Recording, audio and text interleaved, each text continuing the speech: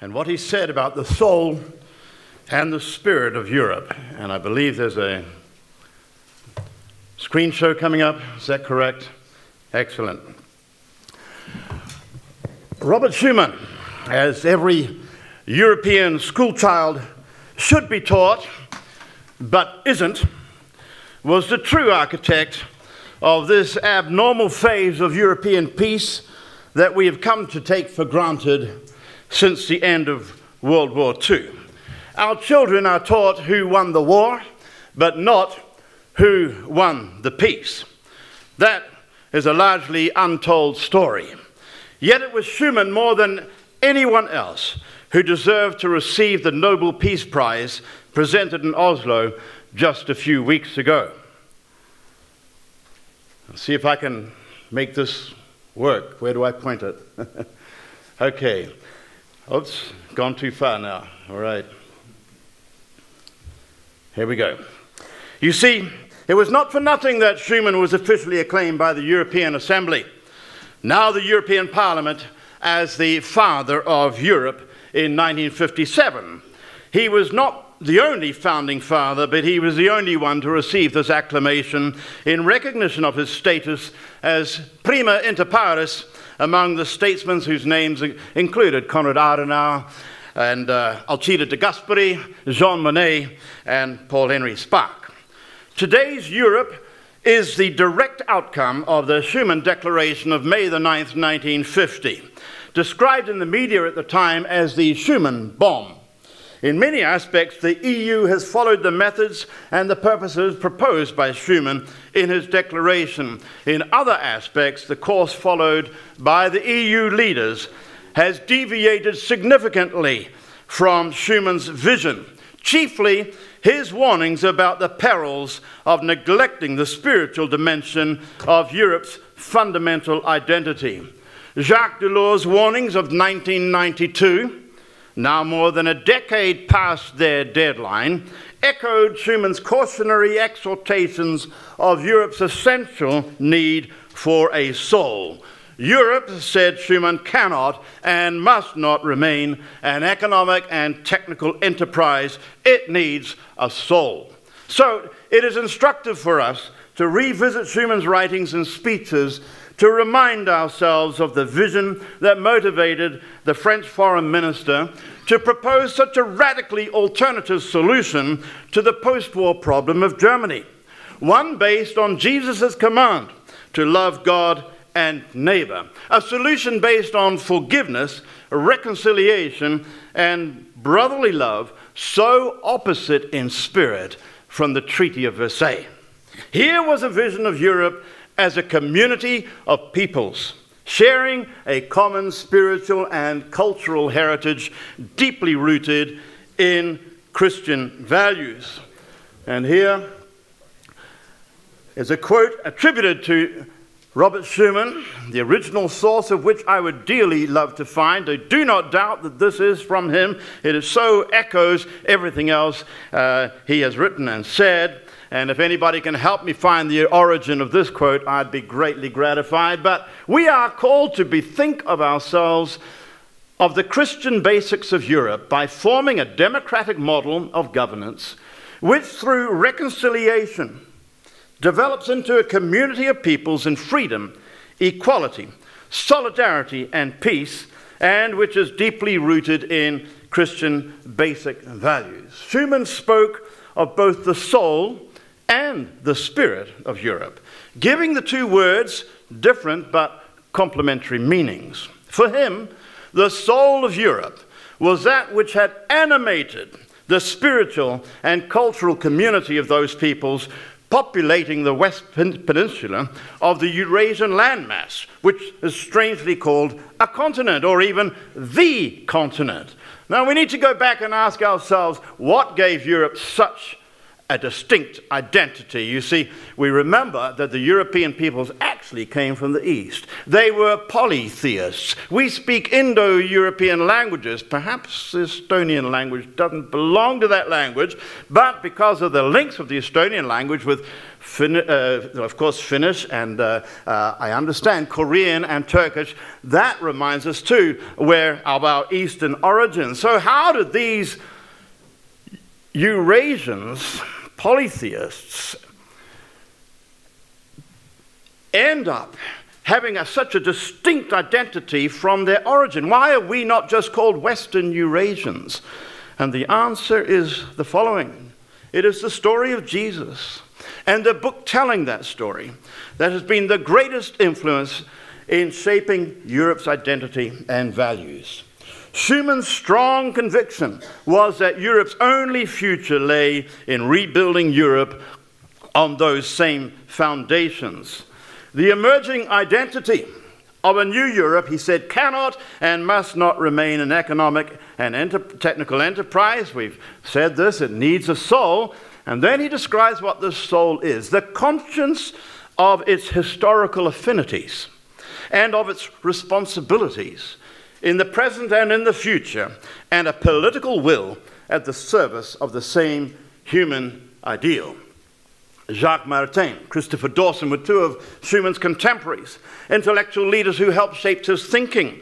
And Dawson, in his book Understanding Europe, wrote that Europe owes its unique character to the fact that it is and always has been a society of nations, each intensely conscious of its own social personality and its own political institutions and laws, but all united by a common spiritual tradition, a common intellectual culture, and common moral values. It's only by recovery of these common traditions and values and in the strengthening of them that Europe can be saved.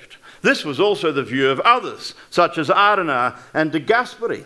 And after the signing of the European Coal and Steel Community Treaty in Paris in April 1951, Adenaueri wrote to Schumann and said, "I regard it as particularly favorable and even a providential sign that all the weight of the task to be undertaken rests on the shoulders of men who, like you and our mutual friend President de Gasperi and myself, are filled with a desire to build a new edifice of Europe on Christian foundations. I believe that few occasions in the history of Europe have offered better opportunities for achieving such a goal."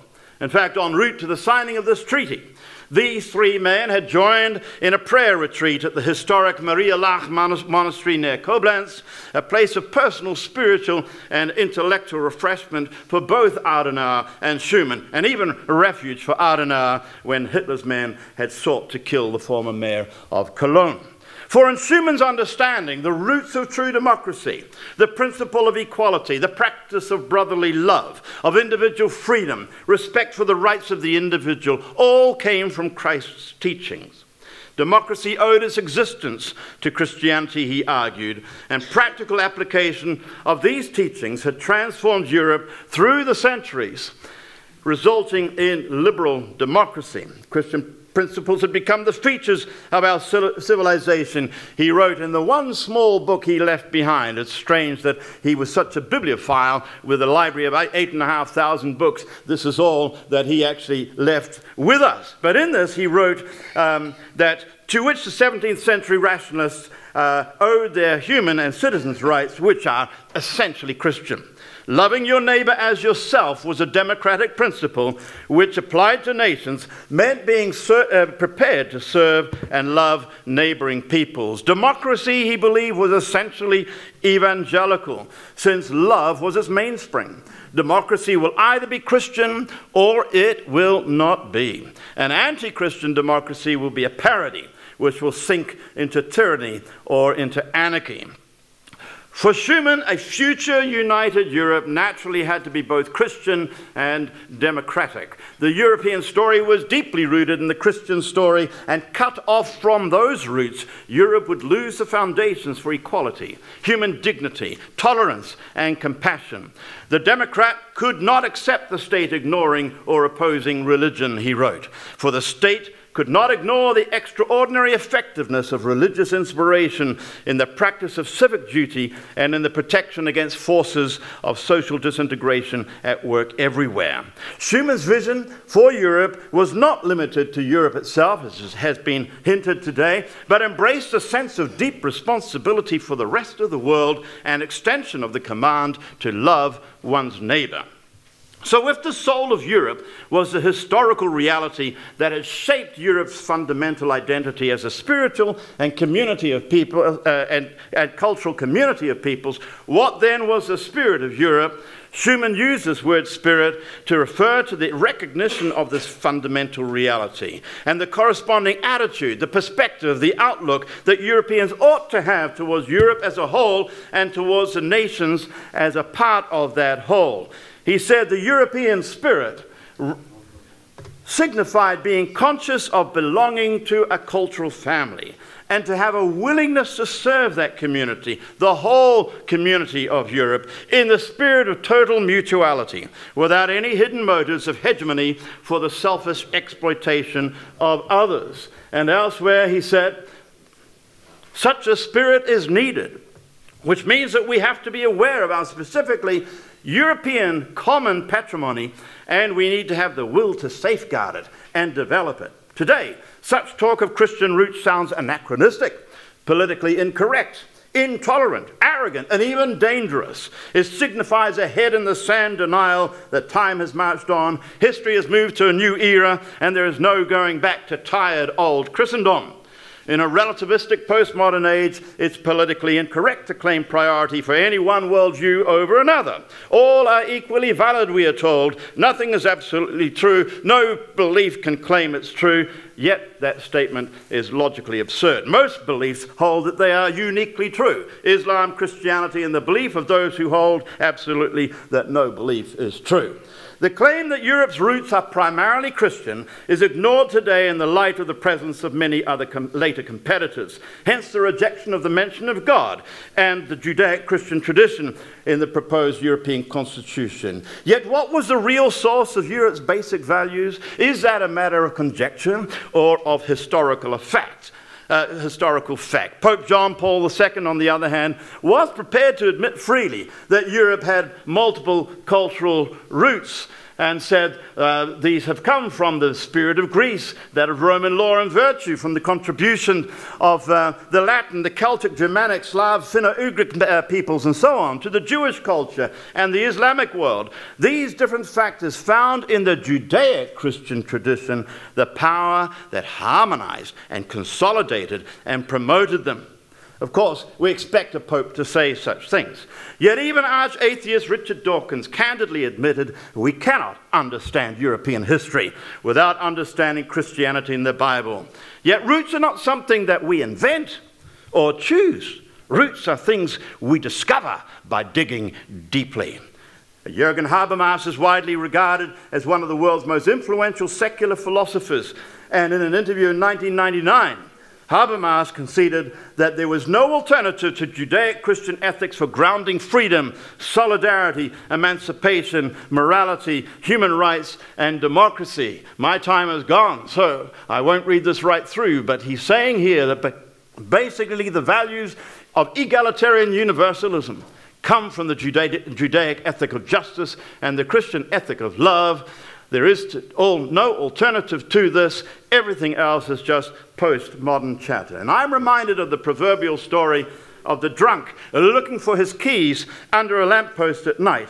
And when asked, where did you lose them? He said, over there in the dark, but there's more light here.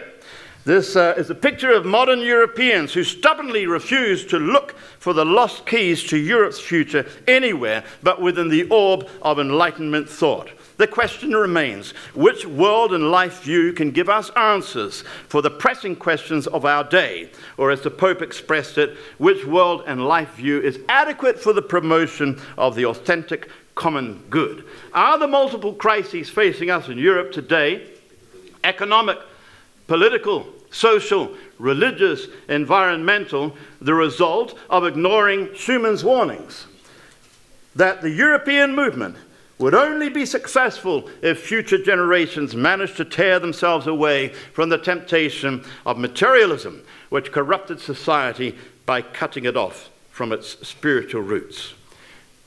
Recalling Schumann's vision can be a first step in the recovery of direction and movement towards becoming a community of peoples, deeply rooted in Christian values.